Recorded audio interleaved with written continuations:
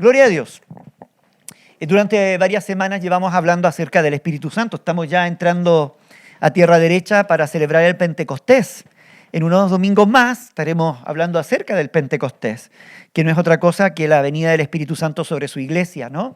Y por eso que durante estos días, durante estos domingos, ha sido uno de los temas recurrentes, ¿no? El Espíritu Santo. Y el otro día, muy bien, hablaban aquí acerca de la unidad, ¿no? La unanimidad, una mente, cómo estaban juntos y unánimes. Podemos estar juntos y a veces no unánimes, cada uno pensando en lo suyo, velando por lo suyo, pero unánimes es eso, una unidad de mente, de propósito, un alma podríamos decirlo, un corazón enfocado en un mismo objetivo. Y la iglesia del primer siglo estaba enfocada en ese objetivo, que era esperar lo que Jesús había prometido, ¿no? La venida del Espíritu Santo. Y fue así como ellos esperaron de manera activa. Me gusta eso, ¿no? No pasiva, activa. Y esa actividad, ¿cómo se veía? Orando, clamando, tal vez animándose. El otro día yo hablaba en el grupo pastoral, lo comentaba, y luego también con los jóvenes, que cuando Jesús fue despedido, ¿no? Y se fue al cielo, eran unos 500 por ahí o más personas que despidieron a Jesús. Pero luego en el aposento alto habían 120 solamente. ¿Qué pasó con el resto, no? ¿Qué pasó con los otros 380, por decirlo como mínimo, no? ¿Qué pasó con el resto? Seguramente en esa espera desesperaron, ¿no? La espera que desespera, y no mantuvieron se cansaron de estar juntos, se cansaron de estar unánimes, se cansaron de perseverar, y bueno, y cuando vino el Espíritu Santo se lo perdieron.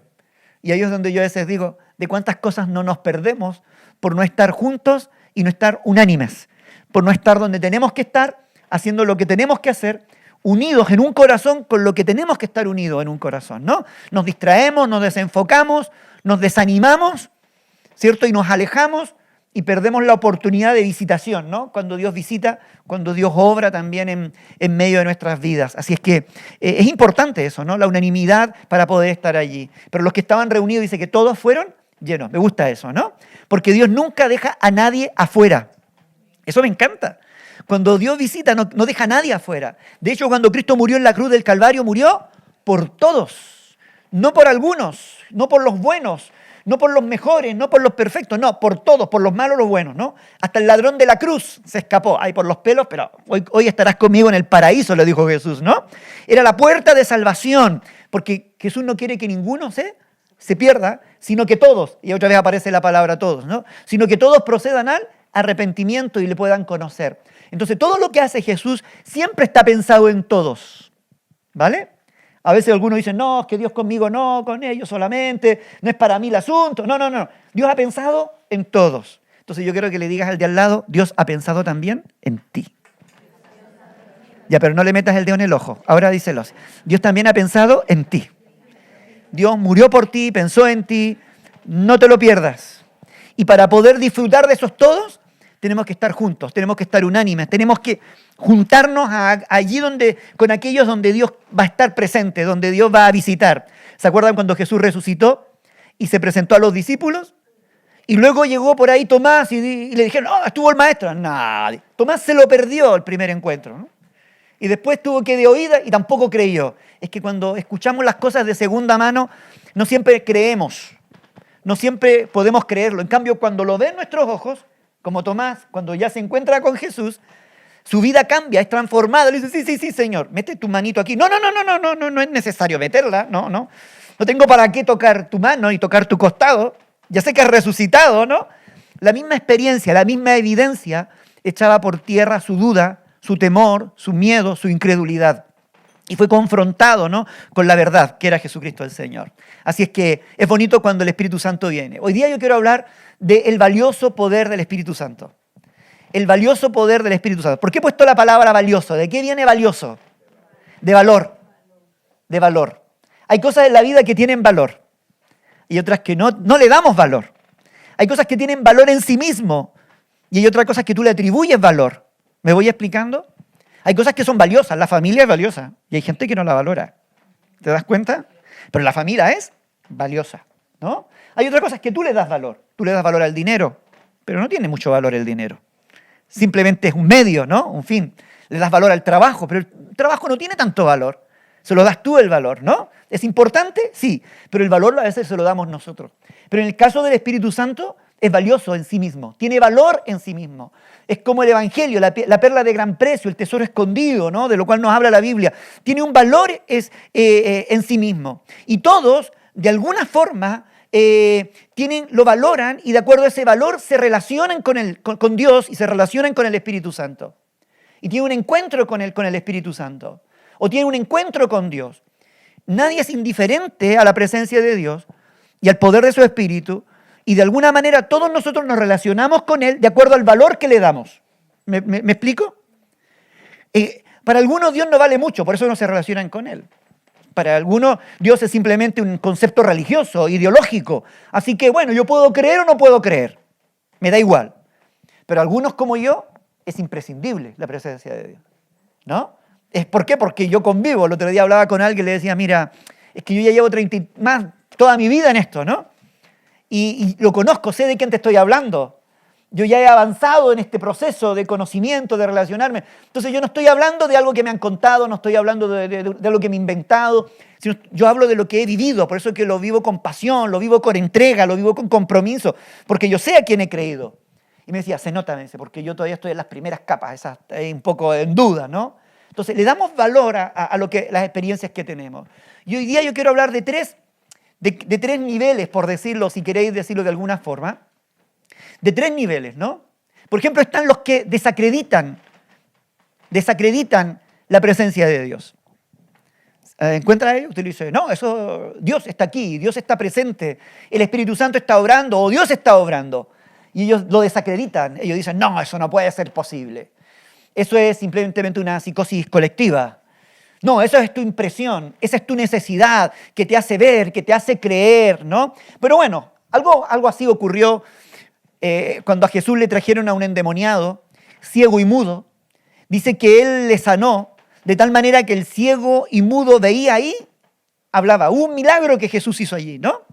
Y toda la gente estaba atónita y decía, ¿será este aquel hijo de David? Decían, ¿no?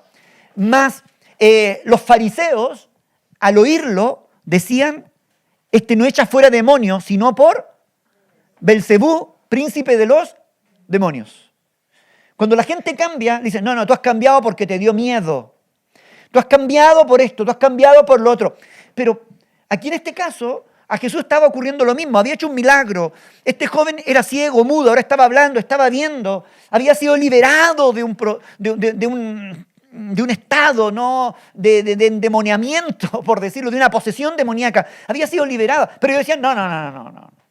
Esto fue no por tu poder ni por el poder de Dios, fue por el poder de Belcebú. Balones fuera, ¿no? Balones fuera de lo que estaba ahí ocurriendo, ¿no? Y Jesús, ¿qué es lo que le responde?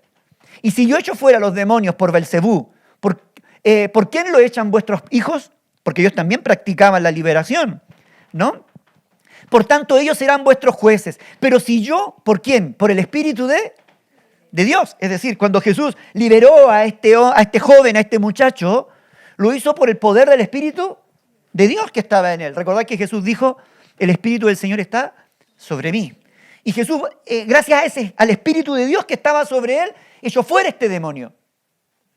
Ciertamente ha llegado a vosotros, ¿qué cosa? ¿El reino? El reino de Dios.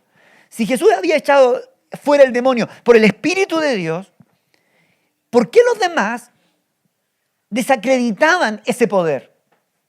¿Me explico? ¿Con qué objetivo ellos desacreditaban ese poder?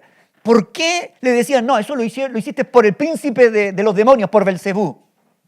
¿Entendéis la pregunta? ¿Por qué creéis vosotros que ellos desacreditaban?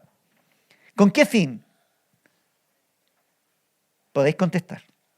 Ahora os doy tiempo. ¿Alguien se atreve? ¿Tirar algo? ¿Será por...? Oh, muy bien, porque no creían que Jesús tuviese poder para hacerlo. Vale, perfecto. Para no reconocer que Dios estaba obrando. Para no reconocer que Dios estaba obrando. ¿Estamos de acuerdo? ¿Y qué pasa si ellos reconocían que era Dios el que estaba obrando? ¿Tenían que reconocer a Jesús? ¿Y si ellos reconocían a Jesús? y al Espíritu de Dios que estaba en Jesús, ¿qué tendrían que haber hecho? Reconocer que el Hijo de Dios y haberse rendido y haberse entregado. ¿Te das cuenta? Es decir, cuando nosotros desacreditamos algo, a veces es como tirar balones fuera porque yo no quiero reconocer que Dios está en el asunto. Para mí es más fácil desacreditar que reconocer que lo que estoy viviendo es una experiencia real con Dios, que es una experiencia real con el Espíritu Santo. Para la gente es más fácil desacreditar nuestros cambios, desacreditar nuestras transformaciones, desacreditar lo que estamos viviendo, lo que nos está pasando, que reconocer de que hay algo nuevo que está realmente ocurriendo en medio de nuestras vidas. Es más fácil desacreditarlo y atribuirlo a otros medios, qué sé yo, a la intervención o a la fuerza de voluntad, a la presión social, a la presión colectiva, al lavado de cerebro y a cualquier otro tipo de cosas, a reconocer de que esta es una realidad, que esto es un hecho, que hemos sido transformados. ¿Cuántos de vosotros habéis experimentado cambios reales? Reales. No inventados, ¿eh? No inventados, no esas cosas como que a mí me parece, como que... No, reales. Que en vuestra vida han habido transformaciones. ¿Hay alguno aquí? ¿Sí? ¿Al menos uno, dos? Mira, al menos hay unos 20. Hay algunos aquí, ¿no? Algunos dicen, no, pero es que ya hablas diferente. Pero es que ya no te vistes de la misma manera. Pero es que ahora estás tomando decisiones que... Me sorprenden las decisiones que estás tomando, porque tú en otro tiempo no estarías tomando esas decisiones. ¿Quién lleva a tomar esas decisiones? ¿Quién te lleva a pensar de esa manera diferente? ¿Cómo esas transformaciones tan radicales, ¿no? Esos gustos que han cambiado, esas prioridades que han cambiado, esos estilos de vida que han cambiado de manera tan radical. ¿Quién los provoca? Sino el Espíritu Santo. Lo humano es temporal. ¿Sí? Lo humano es temporal. Lo humano es pasajero. Lo terrenal es pasajero. Todo lo que nosotros humanamente podamos hacer va a ser siempre pasajero, porque dura lo que dura la emoción, dura lo que dura el temor, dura lo que dura el remordimiento. No, ya no lo dejo de hacer porque fue a menudo susto, ¿no? Así que por el temor lo dejo, pero luego vuelvo a las andadas, ¿no? Y dura lo que dura el remordimiento. No, nunca más.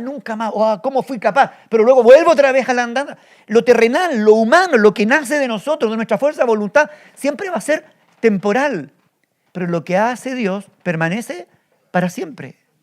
Porque Dios viene a provocar cambios permanentes en cada uno de nosotros. Por eso es que podrán pasar las semanas, los meses, y algunos nos están chequeando, ¿no? O están chequeando tu vida. ¿Realmente ha cambiado? ¿Realmente este va a dejar de hacer? No, es que aún no te creo, ¿no? Hay algunos con los que converso y dicen que algunos todavía los están chequeando. Después de 1 año y medio, 2 años, todavía están esperando pero es que ya no hay vuelta atrás, porque ha habido un cambio real, un cambio profundo, ¿no? Donde el Espíritu Santo ha trabajado en sus vidas, entonces ya no pueden seguir desacreditando, porque la misma evidencia está argumentando de que eso que ha ocurrido es un milagro hecho por Dios. Es un milagro hecho por el Espíritu Santo. Entonces están los que desacreditan el poder de Dios. No seamos de los que desacreditamos.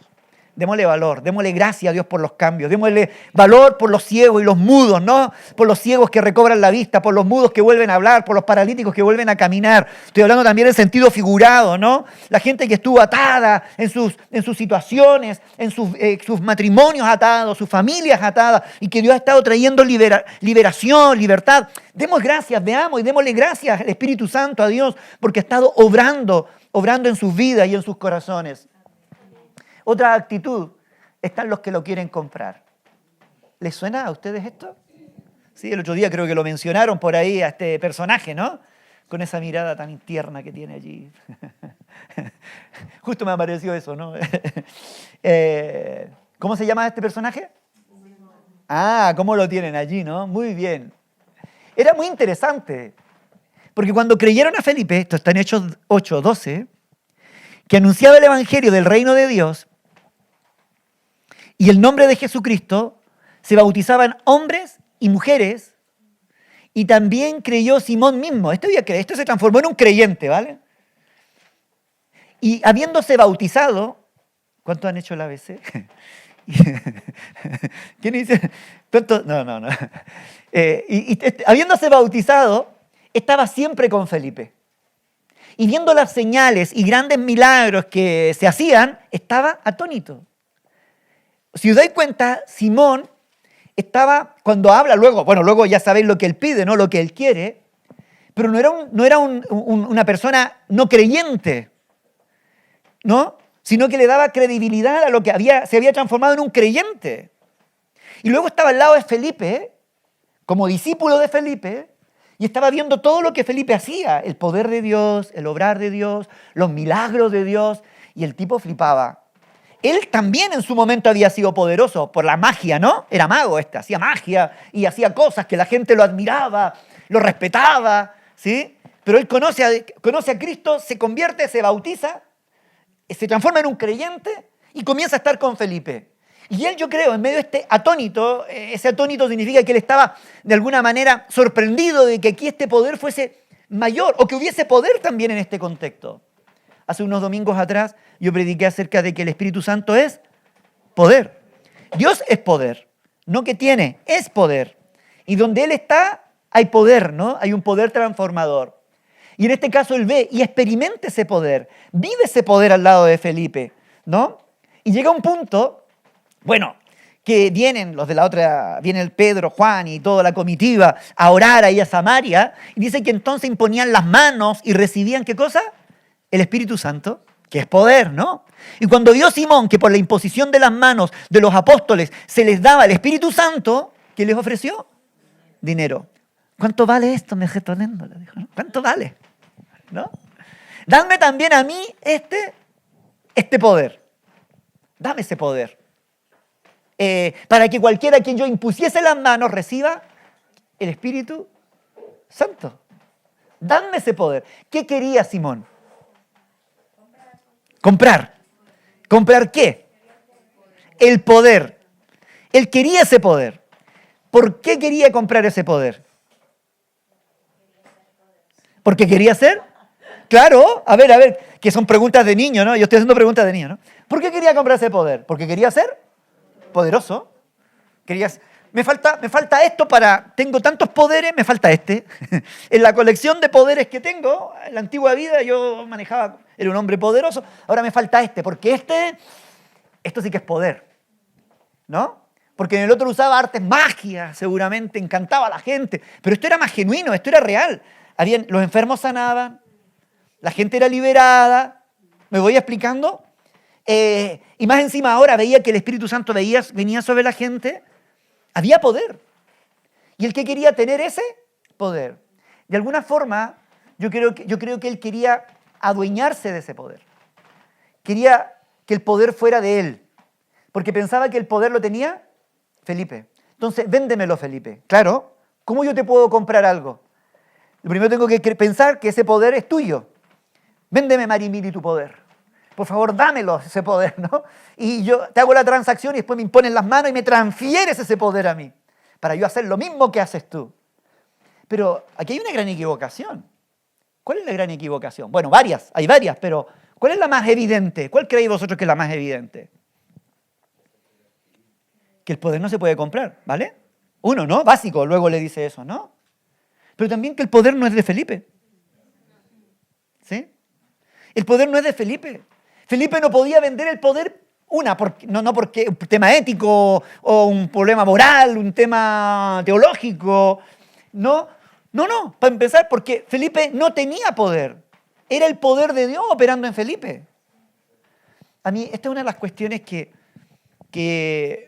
yo creo que hay una vaca sagrada que hay que sacrificar en ese aspecto. Porque lo digo sagrada porque algunos piensan que tienen poder. Los cristianos no tenemos más poder que el que Dios tenga en nosotros. ¿Me voy explicando? Un hijo de Dios no tiene poder en sí mismo. Su poder radica en su dependencia de Dios, en su dependencia del Espíritu Santo, en su santidad, en el nivel de cercanía, de compromiso. Ahí hay poder. Tú eres poderoso en la medida que te permanezcas en Cristo, que Cristo esté en tu vida, que Cristo esté al control de tu hogar. Yo estoy tranquilo en mi casa, no porque yo sea poderoso, sino porque habita Cristo en medio nuestro. Yo estoy tranquilo en mi matrimonio porque Cristo habita en medio de mi matrimonio. Yo veo a mis hijos y los veo crecer tranquilamente porque sé que Cristo está cuidando de ellos. Me voy explicando, no es porque yo tenga poder. Tú y yo no somos dueños del poder. El poder es de Dios. Dios es el poder. así como decimos, Jesucristo es la salvación, ¿no? El que tiene a Cristo es salvo, el que no tiene a Cristo no está salvo. Cristo es el poder, el Espíritu Santo es el poder. Entonces tú no lo puedes comprar. Felipe, perdóname por el hecho, Felipe, yo no tengo nada para venderte. Estás totalmente equivocado, estás engañado. Esto no se compra, esto no se transfiere. Mira, qué interesante esto, ¿eh? Hay ciertos lugares, no me gusta hablar de esto, pero lo voy a hacer porque seguramente lo habéis visto, y dicen, vengan para acá para que reciban la doble unción. Yo voy a orar por ustedes y van a recibir una doble unción. ¿Qué poder tienes tú para transmitir una doble unción? Eso no nos compete a nosotros. Nosotros no transmitimos unción. Yo por mucho que ore por tu vida, yo no te voy a transmitir mi unción. Por tu vida, yo no transmito, yo no tengo poder para transmitirte. La unción te la ganas tú solito. La unción es lo que Dios decide poner en tu vida. Es el apoyo que Dios da a tu vida. Es el poder que viene a operar en tu vida, directamente de Dios sobre ti, bajo el poder del Espíritu Santo. Si el Espíritu Santo está en tu vida y tú le das libertad y tú lo buscas, vas a ser un hombre, una mujer ungida. Vas a tener el poder para enfrentar las tinieblas. Si vives en santidad, vives en integridad, vas a tener la autoridad también, no solo el poder, también la autoridad, ¿no? Incluso para echar fuera demonios, como aquí ocurría, ¿no? Que Felipe echaba fuera demonios, Jesús echaba fuera demonios. Tú también puedes echar fuera demonios, ¿sí? Por el poder que está operando en tu vida. Entonces, tú y yo no somos gente que acapara poder para luego venderlo. Eso es imposible, me encanta esto. Algunos quieren comprarlo. Pero yo aquí no quiero dejar tan mal parado también a Simón, al hermano Simón, ¿vale? Porque más que mal estaba bautizado, era mi hermano, ¿vale? Ya vamos a mirar allí. ¿Por qué? Porque él reconoció y le dio valor a ese poder. ¿Se dio cuenta? ¿Os dais cuenta? Es decir, él reconoce ese poder. Los fariseos ningunearon el poder, lo desacreditaron, pero Simón, este recién convertido, seguramente cometió el error que todo recién convertido comete. Ya está. En medio de su ignorancia, en medio de su aprendizaje, en medio de su crecimiento, tuvo que aprender esta lección. Pero lo que me gusta es que él vio que había algo poderoso. Primero, reconoce que hay poder al otro lado. Se dio cuenta que aquí había llegado, o que era ahora parte de un movimiento donde estaba Dios y que si estaba Dios, había poder. Entonces, por un lado, creo que este grupo están los que valoran las cosas de Dios, que valoran el poder de Dios. El problema es cómo queremos obtenerlo. ¿Te das cuenta? Yo sé que a veces nosotros somos de los que valoramos el poder de Dios y amamos a Dios y amamos al Espíritu Santo. Hoy día mismo estábamos cantando, Espíritu Santo, ven, dame más, lléname, ¿no? ¿Y por qué? Porque queremos, yo digo, Señor, me gusta, quiero cada vez más de ti, quiero que tú obres en mi vida y que sigas transformando. Pero el problema es cómo obtenemos, cómo lo queremos, ¿no? Algunos piensan que tal vez no le ofrecemos dinero a Dios, no que lo compremos. Pero a veces pensamos que el poder se obtiene a cambio de algo. ¿Sí? Si yo oro, tengo más poder. Yo sé que estoy matando algunas vacas sagradas, como dicen, ¿vale? Que si yo ayuno 40 días y 40 noches, y 41 con más que Jesús, tengo más poder. Voy a tener más poder. Es como que me lleno de energías que caen del cielo, porque estoy allí. Que si yo hago esto, obtengo esto. Es como que en el reino de los cielos existe una transacción, ¿no? Para adquirir poder. Perdóname, pero eso no es así. Tú no compras el poder con nada. No lo compras con tu sacrificio, no lo compras por venir a la iglesia, no lo compras orando más, no lo compras ayunando más. El poder de Dios no se compra. El poder de Dios no es una cuestión con la que tú puedas transar y hacer negocio para tú tener más. Señor, es que yo quiero más de tu presencia. Entonces, ¿qué hago yo? No.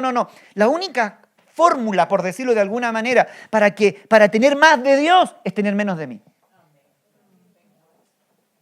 No hay otra vuelta. ¿Te das cuenta? La única forma que tener más de Cristo en mi vida es menos de mí. Juan Bautista lo tenía claro. Es necesario que Cristo crezca y que yo mengüe.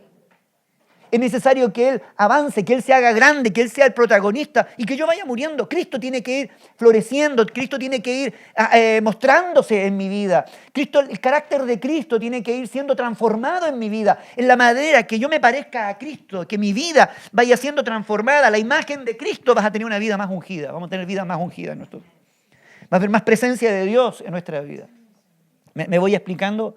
Entonces no es una cuestión de transacción, olvidémonos, quitémonos de la mirada, porque si no luego cuando Dios comienza a hacer algo a través de nuestra vida, pensamos que somos merecedores de aquello porque lo hemos comprado, porque lo hemos ganado. Sí, es que como yo he sufrido tanto, ahora Dios me ha dado buenos tiempos. Entonces mi sufrimiento compró el favor de Dios. Entonces como yo he orado tanto, ahora Dios me está usando. Perdóname. Dios obra en nosotros por gracia y por misericordia. No porque haya una cantidad de días que haya que estar sacrificándose o haya que estar sufriendo o haya que estar, me voy explicando, no estoy diciendo con que no haya que orar, no estoy diciendo con que no hay que leer la Biblia, no estoy diciendo que no haya que vivir en santidad. Lo que estoy diciendo es que eso no compra nada. Eso nos transforma a nosotros. Eso cambia nuestra vida. La oración te cambia a ti, no compra el favor de Dios. El ayuno te cambia a ti, no compra el favor de Dios. El asistir, el congregarte, te transforma a ti, no compra el favor de Dios. Como dice la palabra, que todo es por gracia y no por obras, para que nadie presuma y diga, ¿se han dado cuenta de lo bueno que soy? Como los fariseos, ¿no? No, yo no soy como este pobre publicano que... miserable, desgraciado, infeliz, etcétera, etcétera. En cambio, yo ayuno 3 veces a la semana, diezmo de todo lo que tengo. Mira, aquí estoy orando con mis manos en alto, decía el fariseo, ¿no? Y el otro al lado ahí dándose golpes en el pecho, diciendo, sé propicio a mí pecador. ¿Te das cuenta? Entonces Jesús dice, no. O la Biblia nos enseña que no, que esto es por gracia, por misericordia. Nosotros obtenemos las cosas de Dios desde la humillación, ¿no? Quería recibirlo a cambio de algo, pero las cosas de Dios tú las recibes simplemente por fe, las recibes porque estás dispuesto a servirle, las recibes porque Dios las incorpora o las da a tu vida, las añade a tu vida por tu nivel de compromiso y de entrega hacia Él. A medida que te entregas a Él, Él se va revelando a tu vida. El otro día hablaba con alguien que me comentaba, ¿no? Bueno, dice, yo no creo mucho, pero ahí voy, me dice, ¿vale? Me acuerdo de él de vez en cuando, bueno, cuando tengo necesidades. Y digo, claro, para ti Dios es como una energía, le decía yo, ¿no? Como una energía que cuando estás un poco descargado como el móvil con la batería, te enchufas a Dios y te haces una oracioncita que sería como la carga rápida, ¿no? Te conectas y te vienes arriba otra vez. Y va funcionando, ¿no? Hasta que pasa otro problema, va. Y te vas enchufando y desenchufando, ¿no? Conectando y desconectando. Pues sí, me dice, ¿cómo sabes? No, porque es normal, le digo yo. Al menos tú crees que hay una energía. La diferencia es que yo no le llamo energía. Para mí es una persona con la que me relaciono todos los días. Y me miraba y yo decía, ¿y cómo es eso? Paso a paso, le decía yo. ¿Y qué tengo que hacer? Me decía, para yo creer como tú. Bueno, lo primero que hay que hacer es atreverse a creer. Es atreverse a dar un paso. Es atreverse a experimentar, es atreverse a avanzar. No a enchufarse por una horita, sino que, vale, me voy a conectar y voy a estar ahí conectado un par de semanas, un par de meses y vamos a ver qué pasa. Experimenta, te decía yo, pero ten cuidado. ¿De qué me dice? Que no hay vuelta atrás.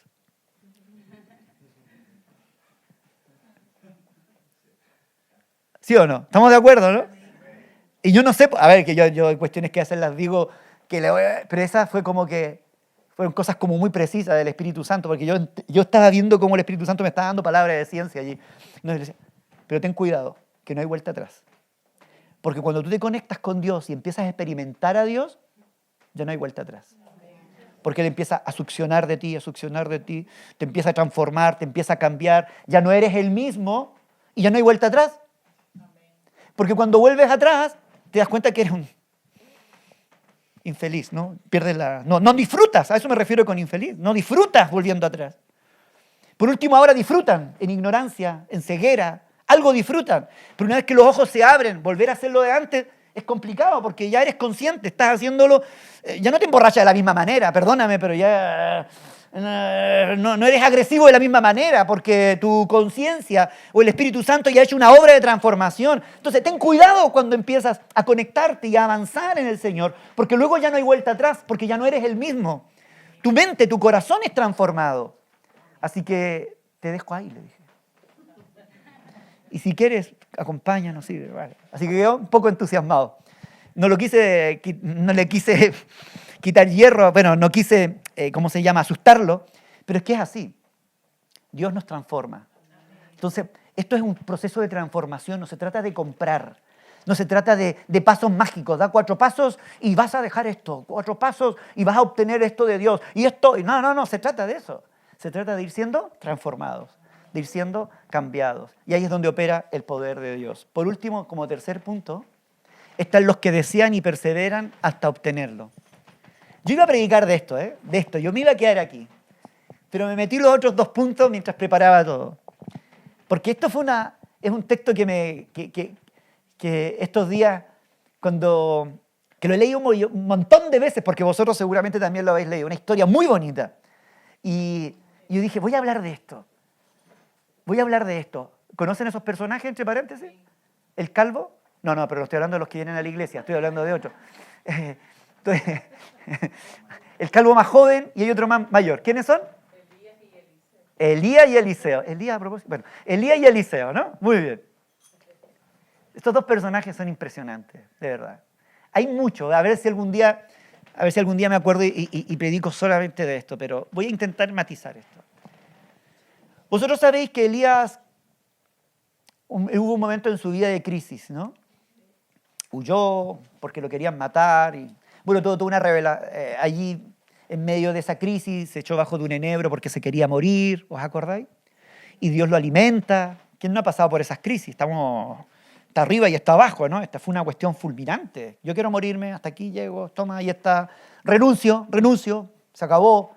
Y Dios lo alimenta, dice que un ángel lo alimenta, y con esa comida puede caminar 40 días hasta el monte Oreb, ¿no? Al monte de Dios. Y cuando llegó allí, Elías, Dios se le revela a Elías, ¿no? Dice, ¿qué haces aquí escondido? Estaba en la cueva, ¿qué haces aquí escondido? Y le dice, no, es que he sentido un vivo celo por ti, Señor, y ahora me buscan para quitarme la vida. Estaba asustado el hombre, ¿no? Porque todo se venía abajo. Y Dios, bueno, dentro de todo eso, ya sabéis, el fuego, el terremoto, el viento, y Dios le habla a través del silbo apacible, ¿no? Y dentro de ese mensaje que Él le dice, mira, vuelve por el mismo camino, déjate de tontería, límpiate la cara, lávate la cara, déjate de llorar, vuelve por el mismo camino. Y vas a ungir a fulano como rey de Siria, a fulano como rey de Israel, y a Eliseo lo ungirás como tu sucesor. ¿Me voy explicando? Y de ahí en adelante pasa Elías por donde Eliseo lo encuentra arando con 12 yuntas de bueyes, que es toda una escena muy bonita, tira su manto y Eliseo desde ese día comienza a seguirlo. ¿Vale? Y se transforma en su siervo para ser el sucesor de Elías. Cuando llegamos a este punto, y ya llegamos al punto donde todo eso ya ha pasado, han pasado meses, años, y Elías está a punto de irse al cielo. Entonces, tomando entonces Elías su manto, lo dobló y golpeó las aguas, las cuales se apartaron una y a otro lado, y pasaron ambos por lo seco, cruzaron el Jordán, pasaron ambos por lo seco. Y cuando llegan al otro lado, habían pasado, Elías le dice a Eliseo, recordad que estos son los últimos momentos, ¿no? Ahí juntos, le dice, pide lo que quieras que haga por ti, le dice, ¿no? Antes que yo sea quitado de ti. Y dijo Eliseo, te ruego que una doble porción, ¿os acordáis? Es muy linda esta historia, ¿no? Que una doble porción de tu espíritu sea sobre mí. Que una doble porción de tu espíritu sea sobre mí. Este sabía lo que estaba pidiendo. Él le dijo cosa difícil. Si os das cuenta, no le dijo, esto es imposible. No, perdóname, pero esto es imposible. No, es difícil. Pero se puede. Es difícil, pero se puede. Recuerda siempre eso. Cuando la gente habla de las cosas de Dios son difíciles, pero no imposibles. Caminar en pos de Cristo es difícil, pero no imposible. Conocer a Dios es difícil, pero no imposible, porque Él se revela a nosotros. Lo difícil lo hace Él, ¿no? Para nosotros es posible hacerlo. Siempre es posible. Difícil, pero posible. Esa es una frase que siempre tenéis que aprender. Cuando Dios te llama siempre a cuestiones difíciles, pero no imposibles. Entonces le dice, es difícil lo que has pedido. Si me vieres cuando yo fuere quitado, te será hecho. Así más, si no, no. Vale. Lo único que tienes que hacer es mantenerte a mi lado. Pero, si os dais cuenta, Él lo que está pidiendo es una doble porción de lo que había del espíritu que estaba sobre Elías. Yo pregunto, ¿qué vio en Elías? ¿Me voy explicando? ¿Qué vio en Elías? ¿Qué habrá visto en Elías? Pregunto. Él vio la presencia de Dios. Vale. En Elías, Eliseo, y vio que era bueno y por eso decía. ¿Vio el poder de Dios? Sí, el poder y por eso decía. ¿Están de acuerdo? ¿Sí? ¿Vio el poder de Dios? Recién, aquí acabamos de ver una muestra del poder, ¿no? Coge el manto, lo dobla y abre el Jordán, ¿no? El río Jordán lo abre en dos y pasan en seco. Hay un poco al estilo Moisés, ¿no? Abriendo el Jordán, al estilo Josué, cuando se paran en medio del Jordán y se abren dos, perdón, Moisés abriendo el Mar Rojo, etc. Ocurre un hecho milagroso. Quizá la Biblia no nos narra cuántos milagros hizo Elías al lado de Eliseo. No nos narra eso, ¿vale? Porque desde que lo elige hasta este momento, da un salto así y inmediatamente llega a esto. Pero no nos narra acerca de la convivencia. Pero cuando nosotros miramos un poco para atrás, capítulo 17, 16, 17 de Primera de Reyes, 18 de Primera de Reyes, nosotros vemos en Elías una palabra de Elías que a mí me gusta, una frase de Elías, ¿no? Donde Elías decía, esa era una frase típica de Elías, vive Jehová en cuya presencia estoy, decía. ¿Dónde habitaba Elías? Para él, ¿cómo vivía Elías? En la presencia de Dios. Él se movía con la presencia de Dios. Es decir, la presencia del Espíritu Santo, la presencia de Dios en su vida, para él era su hábitat. Nosotros siempre asociamos la presencia de Dios con poder, que lo tiene. Es el poder de Dios. Pero yo cuando veo a Elías, yo no solamente veo un Elías que oró y que Dios le contestó con fuego. ¿Se acuerdan? Oró y fuego cayó, decimos, como dice el corito. Es Elías que no solamente cayó fuego, sino que antes había dicho, no va a llover sino por palabra de mi boca. Y hubo sequía por 3 años. Y luego dio la orden y volvió a orar, ¿os acordáis? Y volvió a llover. Fue donde la viuda lo alimentó y Dios multiplicó todo a través de ello. ¿Te das cuenta? Nosotros vemos y decimos, ¡wow, qué poderoso este tipo! Pero ¿saben? Él no solamente era poderoso, era un gran tipo. Tenía un carácter, tenía un temple. ¿Me voy explicando? Miren, era un hombre de carne y hueso, pero era un hombre obediente. Vete donde Acab y dile que no va a llover. Voy, Señor. Y va donde Acab, que era el rey que le podía cortar la cabeza. Y ahí estuvo. Ahora anda a esconderte. Y se va a esconder, porque claro, si Acab lo pillaba, se lo cargaba. Entonces, anda a esconderte. Ahora, vuelve donde Acab y dile que va a llover. Volvió donde Acab y va a llover. Ahora enfrenta a los profetas de Baal. Va, y enfrenta a los profetas de Baal. Dice Dios que escogeos hoy a quién servir. A este. ¿Os acordáis? Y enfrenta con obediencia. En medio de su crisis, cuando él está pasando momentos mal, Señor, me quiero morir. Come. No me quiero morir. Come. Comió. Levántate, anda, voy, Señor, ahí, arrastrando los pies, con su corazón destrozado, tal vez con miedo, se esconde en la cueva, ¿no? Y está allí llorando, Señor, me buscan para quitarme la vida, sintiéndose lo último. Pero era un tipo comprometido. Cuando él dice, solo yo he quedado, él está diciendo, oye, Señor, me he desgastado en todo esto porque sé que si yo me muero, eso es lo que él pensaba o lo que él creía. Dios te tenía guardado a otra gente, 7,000 y otros por ahí, ¿no? Pero él creía que si él no hacía lo que tenía que hacer, ¿quién lo va a hacer? Entonces él se metió en el asunto. Era un hombre comprometido. ¿A qué voy yo? Que a veces cuando nos quedamos con Elías, pensamos que el Espíritu Santo solamente estuvo con él para darle poder para hacer milagros. Pero yo te aseguro que sin la presencia del Espíritu Santo, la valiosa presencia del Espíritu Santo, él no hubiera podido obedecer al nivel que él tenía que haber obedecido. Él no hubiese podido resistir la prueba, la fatiga, la depresión, si lo quieres llamar, al nivel que lo pudo resistir, si no fue por el poder del Espíritu Santo. No hubiera tenido las fuerzas para mantenerse vigente, caminando, ¿no? Y cumpliendo su ministerio, formando a un Eliseo cuando ya no tenía fuerzas. Él no hubiera tenido las fuerzas para poder hacerlo. Entonces, yo tengo una teoría. Que yo creo que cuando Eliseo le dice a Elías, yo quiero una doble porción de tu espíritu, él no estaba pensando solamente en el poder. Exacto. Yo quiero ser como tú. Yo quiero ser tu hijo. ¿Sabes? Porque la doble porción, el ser doble, estaba hablando de la... No. La doble habla de la primogenitura. Yo quiero ser tu primogénito. Yo quiero ser tu hijo. Yo quiero que me reconozcas como el legado ministerial. Yo quiero seguir tus pasos. Yo quiero seguir tu ejemplo. Eso es la doble porción. No solamente es que él quería más del Espíritu, no. Eso es simbólico, porque el hijo primogénito era el que recibía una doble herencia en esa época. Entonces, de alguna manera estaba recibiendo el legado ministerial. Yo quiero ser como tú. Yo digo, en una sociedad donde muchos hijos de cristianos no quieren ser como los papás, o hijos de ministros no quieren ser como el papá, vemos a alguien que quiere seguir el legado, que quiere continuar con lo que su maestro estaba haciendo. ¿Os dais cuenta? ¿Por qué? No solamente por el poder, sino por el carácter, por lo que había en él, por el ser, por la forma de ser que había en él.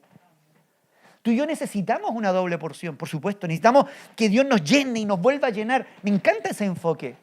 ¿Pero para qué? ¿Solo para el poder? ¿O también para el carácter? ¿Te das cuenta? ¿Sabes lo que sostiene el poder? El carácter. El carácter sostiene el poder. Para que Elías hubiese llegado hasta los últimos días de su vida en el top ministerial, él necesitó que su carácter fuese moldeado por el Espíritu Santo.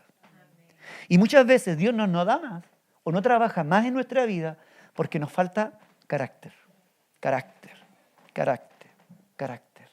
Entonces, cuando yo veo esa doble unción, yo veo a un Eliseo diciendo, yo quiero más, yo quiero eso, yo quiero seguir lo que tú, yo quiero ese poder, pero también quiero ese carácter. Yo digo, eso es lo que nosotros necesitamos, Señor. Necesitamos tu poder, sí, pero también tu carácter. Necesitamos el poder, pero tu sabiduría. Necesitamos el poder, pero también la fortaleza. Necesitamos el poder, pero también el temple. Necesitamos el poder, pero también el saber, la capacidad de administrar lo que Dios está poniendo en nuestras manos. Que necesitamos el poder, pero necesitamos también el manejar nuestra ira, ¿no? Muchas veces, ¿no? Manejar nuestras emociones, tener control sobre nuestras emociones. Lo necesitamos, porque para eso se necesita más poder a veces que para hacer un milagro. A veces Dios necesita gastar más energía en transformar nuestro carácter que en hacer un milagro en los demás. Para Él es fácil resucitar a un muerto, pero yo creo que es más difícil transformar mi carácter. Una doble unción, una doble porción. Él había aprendido a vivir en la presencia de Dios, Elías, ya estoy acabando. Había aprendido a obedecer a Dios. Iba más allá de la manifestación de poder cuando él está hablando de esto, ¿no? Él estaba viviendo más allá de una manifestación de poder. Elías, claro, caer fuego del cielo, sabía que Dios iba a responder, que Dios iba a secar, pero él iba más allá. Un carácter moldeable, un carácter enseñable a pesar de la unción. El poder de Dios viene para transformar nuestro ser, viene para transformar nuestra vida. Necesitamos esa unción de Dios. El poder de Dios es valioso y tiene un valor y tenemos que valorarlo porque es lo único que va a cambiar nuestra vida. Entonces necesitamos de Él. Necesitamos de ese poder transformador en cada uno de nosotros, ¿no?